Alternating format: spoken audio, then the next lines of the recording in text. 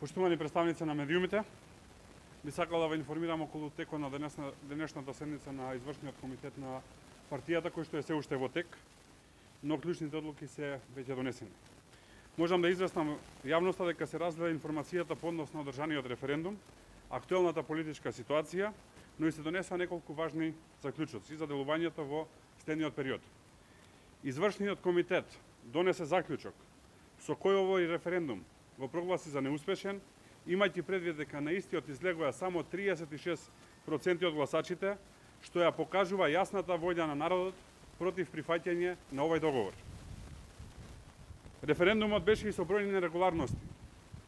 Констатиравме дека согласно анализата направена од нашиот тим, преку 50.000 ливчиња беа уфрлени во гласачките кутии. Понатака се заплашуваа граѓани. Имаше обиди за подкуп, влијание врз гласачи, кршење на молк и други нерегуларности, со што бевме сведоци на еден целосно недемократски и криминален процес. И затоа целата постапка на референдумскиот резултат ја прогласуваме за голем фалсификат и резултатот на референдумот не го признаваме. Во исто време, би сакале да упатиме порака до власта да престане со шиканирање, разместување и бркање од работа на сите оние кои што одлучија да гласаат против или да не излезат на референдумот. Сето тоа го следиме, го документираме и за истото ќе преземеме соодветни мерки.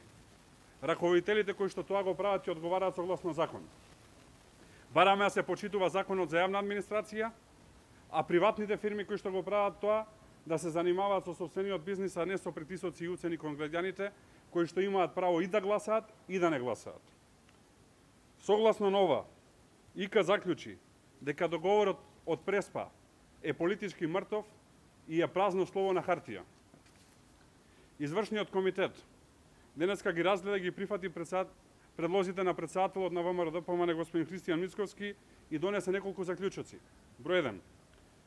Да се формира во Собранието анкетна комисија составена од пратеници. Иницијатива за формирање веќе е поднесена. Комисијата која ќе има задача да ги истражува и разгледува сите неправилности и нерегуларности кои се случија на денот на референдумот, а се далеко од демократските и европски принципи, и веднаш потоа заклучоците да се процесираат пред органите на прогонот. И оние кои што правеа неправилности пред, на денот и по референдумот да бидат соодветно санкционирани според изборниот и кривичниот законник. Понатака, барање за разрешување на актуелниот јавен обвинител, кој е предложен од власта, а не извршува својата задача согласно ингеренциите и должностите, односно замижува пред очигледниот криминал и нерегуларности пред, на денот на референдумот и после референдумот.